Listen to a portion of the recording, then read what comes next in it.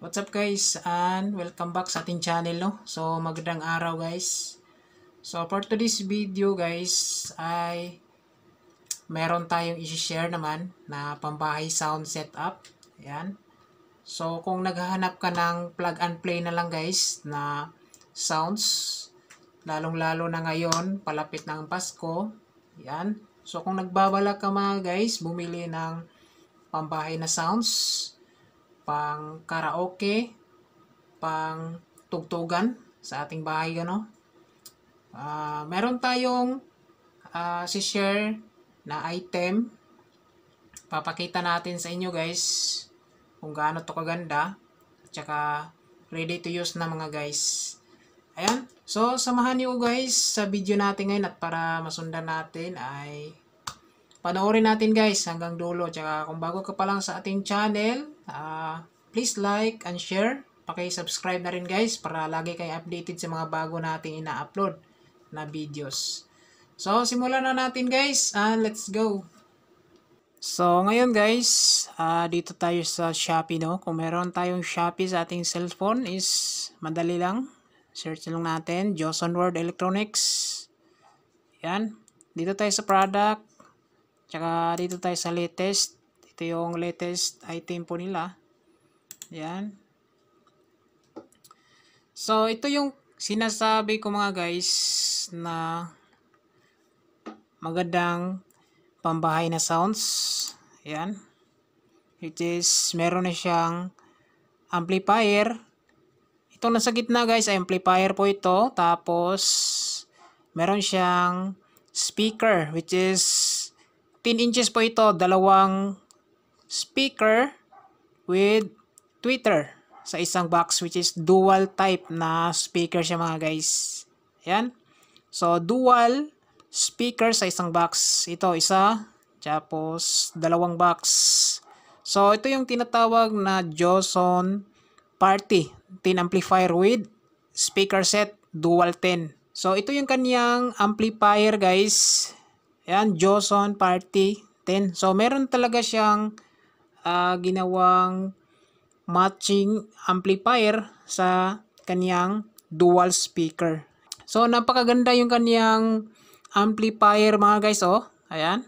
Yung kaniyang amplifier is merong volume ng music. Tapos, volume ng echo or sa mic niya guys. Tapos, ito yung kaniyang display. Merong Bluetooth, tsaka SD and flash drive input. Tapos meron din siyang signal indicator guys oh. Yan, tapos dalawang microphone input. Ito naman yung likuran niya guys. So meron din siyang speak on type. Tapos binding post terminal. Yan, meron siyang blower exhaust sa likod. So maganda. Tapos kagandahan guys, meron siyang built-in dito. Pag merong antennas, meron siyang built-in na FM radio. Tapos, ito yung kagandahan nila guys sa kanilang speaker is merong screen sa harap. Yan. Tapos, maganda yung kulay. Yan. Maganda yung kanyang disenyo guys. Tapos, meron siyang logo na Joson. Yan. Tapos, pansin ko dito sa kanyang tweeter is parang dual tweeter po siya. Yan, dual tweeter. Tapos, speaker 1 and speaker 2. Naka-dual speaker siya guys. So, ito pala guys, oh, yung kaniyang pinaka laman. Ayan. Naka-dual tweeter. Yung kaniyang driver unit. Tapos, 10 inches po ito guys na speaker. Dalawang speaker. Ayan, loudspeaker po yan guys. Tapos, ito yung kaniyang likuran. So, pwede siya sa speak on type terminal. Tsaka, pwede rin sa binding post terminal.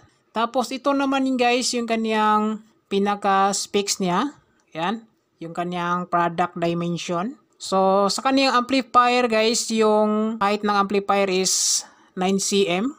Yung lapad niya guys patungo sa likod ay 43 cm. Tapos yung pinakalapad ng mismong amplifier guys ay 43 cm. At saka kagandahan sa amplifier na to guys ay power amp yung style, yung kaniyang pinaka harap guys oh. Yan, merong lagayan ng screw ng torque case. Tapos merong handle. Ito naman yung kaniyang speaker na dimension. Yan. Yung height niya guys ay 79 cm. So mataas din siya guys, malaki din. Tapos yung lapad niya is around 30 cm. Yan. Yung lapad patungo sa likod guys ay 33 cm. Sa gilid pala mga guys is meron siyang handle. So madali lang siyang buhatin. So ito yung pinaka main sa harap ng dalawang unit. So meron na siyang amplifier. Tapos dalawang loudspeaker na 10 inches. So meron siyang built-in USB, SD card and Bluetooth. Ayan. Tapos kagandahan sa amplifier pala nito guys ay meron po siyang tone control sa microphone ito. So may kalakasan din siya guys. So 1,800 watts PMPO. Yan, yung max power niya. Yan, ito yung sinasabi ko guys. Sa kaniyang microphone is meron po siyang separated volume. Volume 1 and volume 2 ng microphone. Tapos dito guys, meron siyang low, mid, tsaka high. Sa kaniyang tone control lang po ito guys, sa kaniyang microphone. Tapos meron siyang delay and repeat effects. Yan. Tapos meron din siyang master volume dito sa microphone effects mga guys, or echo effects. Tapos meron din siyang additional input. Yan. Or output siguro to guys. Yan, naka-headset kasi yung kaniyang logo dito, no? So output siguro or input ng guitar input. Yan. So dito na side guys ay tone control po ito sa music.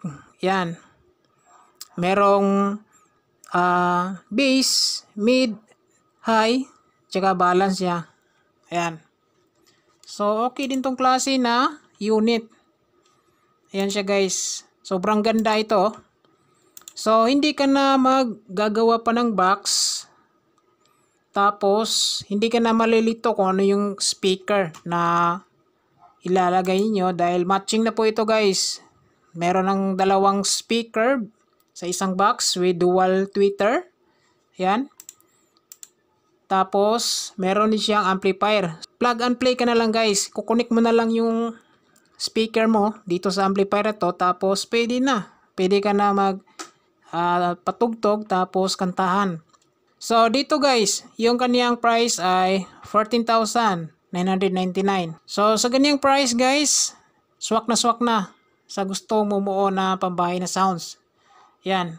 Ito siya guys, may nakalagay na 1,800 watts PMPO, built-in equalizer, built-in remote control with digital display control, tapos Bluetooth. Yan. So stereo karaoke amplifier. Napakasulit itong klase na sound. Swak na to, pambahay. Malakas na po ito guys. Malakas na po tumunog dahil naka-dual speaker po siya with dual rin na tweeter. So sobrang ganda itong klase na item. So sa gusto mag-avail guys, ilalagay ko dito sa video natin para ma-check nyo yung kanyang specification. Ayan. So overall guys, napaka-unique yung kanyang design. Ayan. Tapos swak na po ito sa pambahay na sounds. So ilang guys yung video natin. Maraming salamat. Tsaka God bless. Ingat tayo.